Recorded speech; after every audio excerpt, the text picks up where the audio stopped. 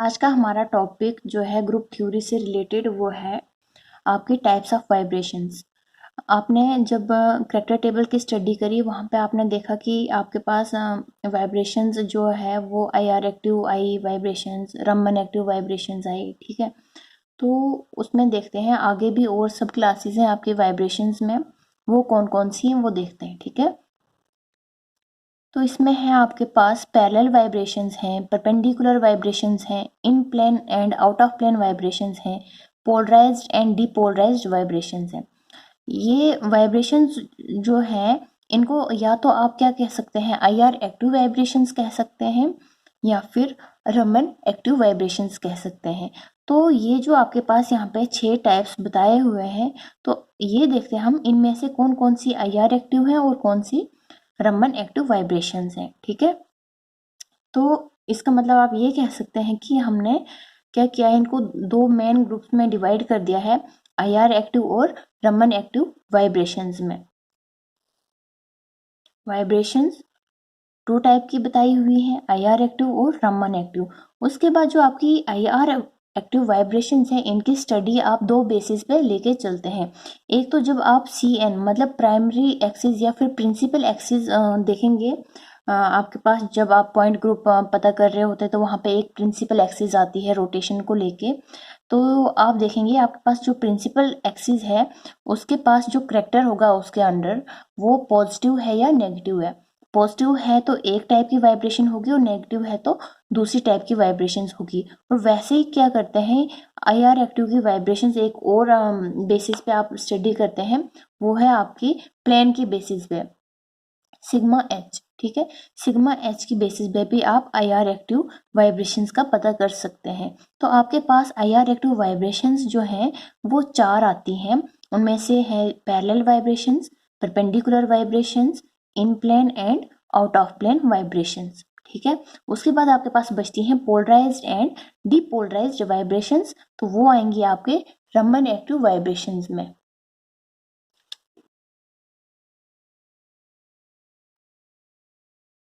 ठीक है, तो चलिए देखते हैं।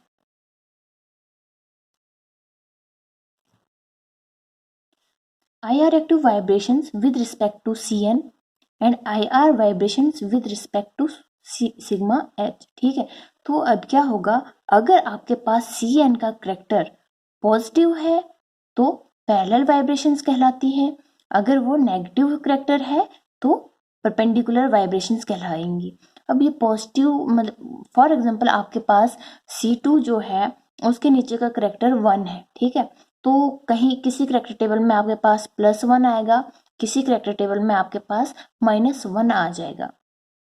ठीक है, अगर +1 आपके पास आ रहा है Cn के नीचे करेक्टर, तो आप क्या कहेंगे, हर मूल्यांकन सिंबल को लेकर आपने स्टडी करनी है।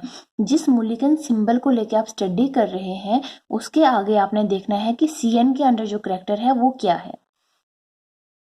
अगर पॉजिटिव है तो पैरेलल वाइब्रेशन, अगर नेगेटिव है तो परपेंडिकुलर वाइब्रेशन होगी।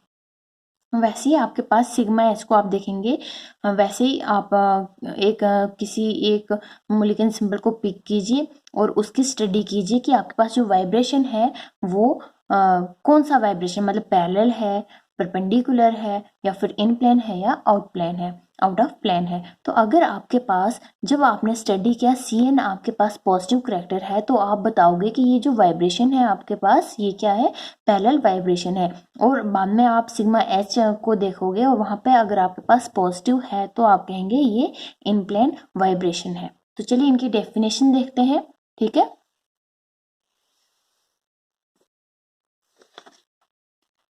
when character of Cn when character of Cn is positive or when Mulligan symbol is A, there is parallel vibration. ठीक है, करेक्ट, आपके पास मूल्यांकन सिंबल अगर ए है तो आप क्या कहेंगे कि चांसेस हैं आपके पास पैरेलल वाइब्रेशन के। चांसेस नहीं, आप पूरा कह सकते हैं कि आपके पास कौन सी वाइब्रेशन है, आपके पास पैरेलल वाइब्रेशंस हैं।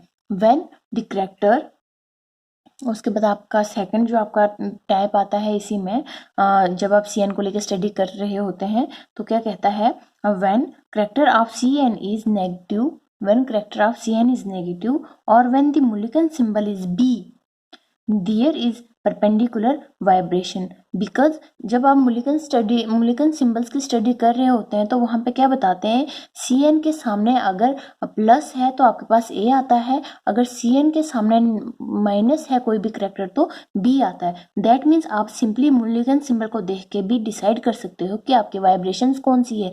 A है अगर आपके पास मुलिकन सिंबल तो पैरेलल वाइब्रेशन है, और अगर B है तो परपेंडिकुलर वाइब्रेशन है।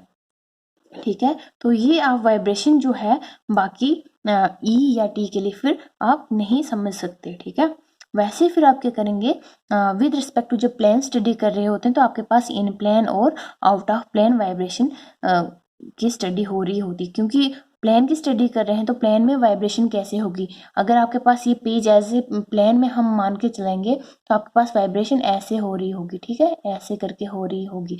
तो ये क्या कर रहा है, एक तो ये आउट ऑफ प्लेन है। ठीक है, ये आउट ऑफ प्लेन है, तो अगर आपके पास वाइब्रेशन ऐसे करके हो रही होगी, ऐसे ऐसे करके हो रही होगी, तो वो क्या होगा, प्लेन पर ही होगी। ठीक है, तो वैसे in plane and out of plane vibrations, when the character of sigma H is positive vibration is in plane, and when the character of sigma H is negative the vibration is out of plane vibration. तो वैसे अब हम देखेंगे आपका Raman active vibration कैसे होता है।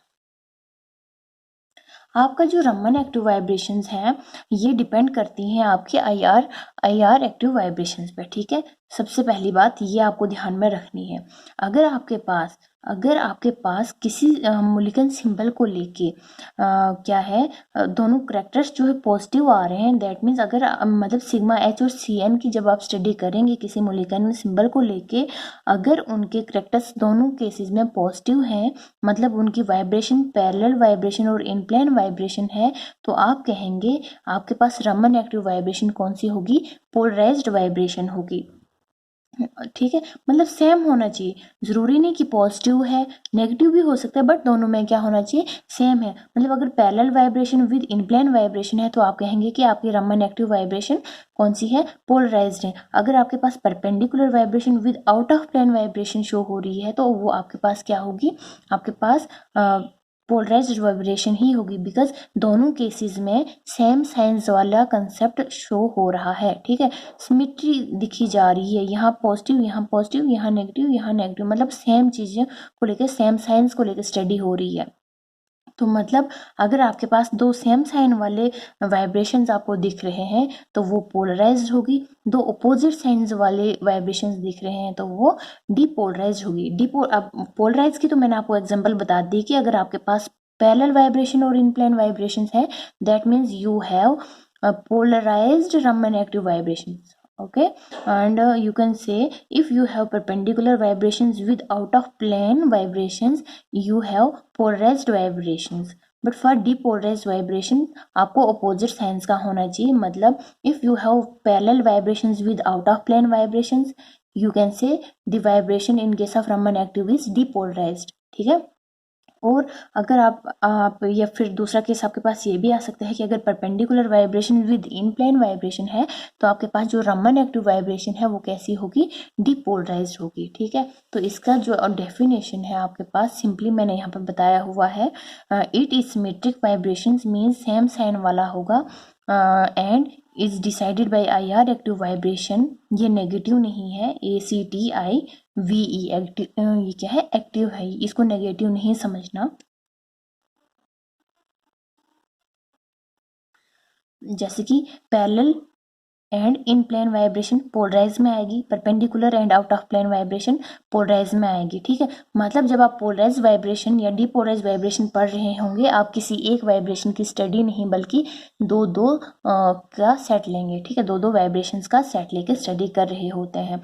अगर डीपोलराइज है तो इसको आप क्या कहेंगे, इट इज एंटी सिमेट्रिक। अगर इसको सिमेट्रिक का है तो यहाँ पे याद रखना, यहाँ पे क्या करेंगे आप, इसको एंटी सिमेट्रिक मान के चलेंगे। Depolarized vibration is anti-symmetric vibration.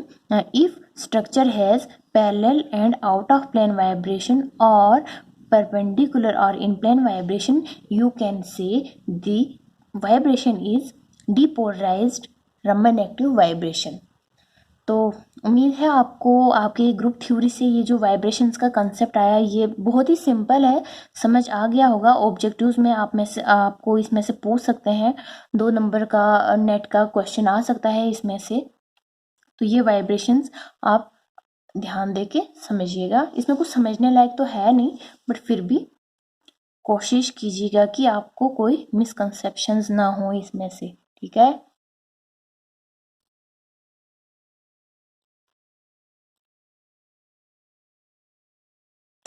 Types of vibrations. There are 6 total vibrations: parallel, perpendicular, in plane, out of plane, polarized and depolarized.